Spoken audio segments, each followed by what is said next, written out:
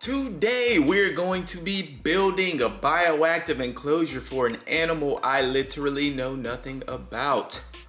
This animal was labeled as the banana gecko, and while I've done my research, information has been very hard to come by. But from what I have seen, these animals have some similarities with the New Caledonian legends. Lychees and chahuas, even the crested gecko. Their hair is similar from what I can tell, but I do need your help identifying and making sure that we're going in the right direction. It states that these animals are arboreal, so we're gonna be building them a tall enclosure about 10 feet in the air, giving them lots of cork bark to hide in. Let's get to it. Actually, let's get eyes on these animals first.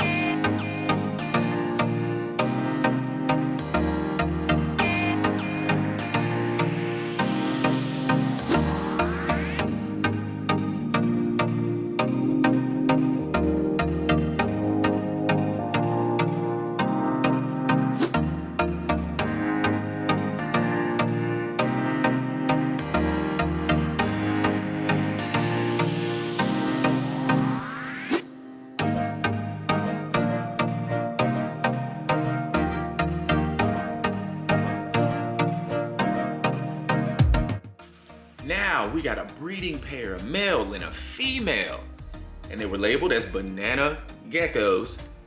I know nothing about these animals. If you do, please leave some help in the comments.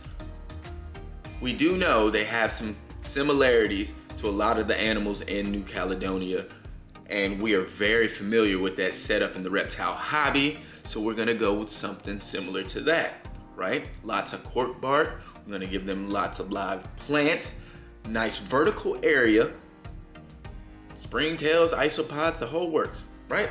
So let's get to it. Now we gotta get this bad boy cleaned up. While we do that, we'll think about what supplies we need, which, like I said, we're going with the New Caledonia setup. So I'm gonna go ahead and get this thing cleaned up, and we'll get to work.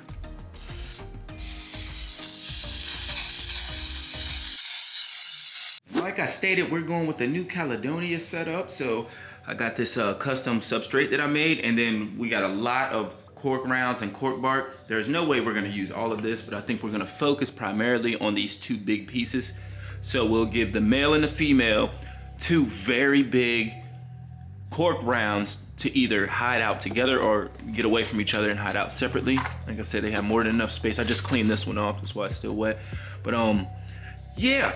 So that's what we're gonna go with and give them a lot of cover. We'll put like one of our established pothos plants in there or something. And yeah, let's get to it. Now we've gotta take all this and put it up there, design it, and see where we're at. We're gonna get back with you guys in a second. I don't need to show you that process. You've seen it 1,000 times. We're putting dirt in our enclosure. We have a false bottom already. There's already some in there, but we're gonna take this out, put fresh dirt in, which is this substrate here. We might put some sphagnum moss down. Like I said, we'll get a nice, well-developed pothos plant. And yeah, get to work. After putting our fresh substrate down, things are already starting to look good. So we're gonna go ahead and get our cork bark in here. And then, yeah, go get our pothos and start planting. Let's go! Now we've got our established pothos here.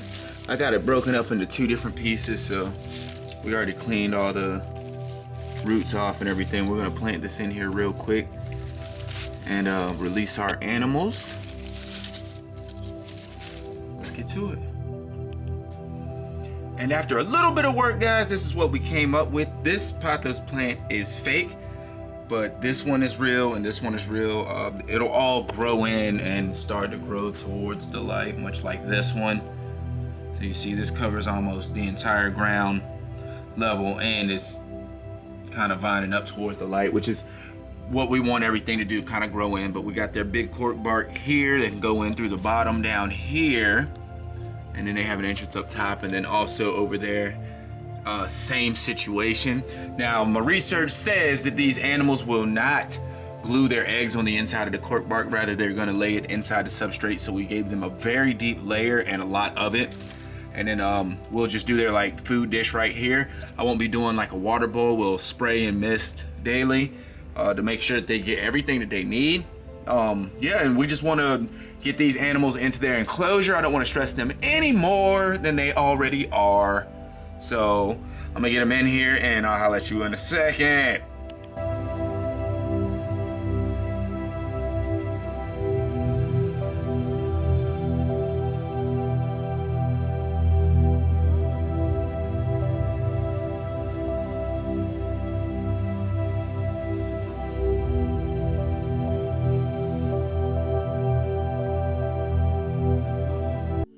Alright, now we've got our animals set up upstairs, and like I stated previously, we do not have a lot of information on these animals, so anything that you guys know that could help would be much invited.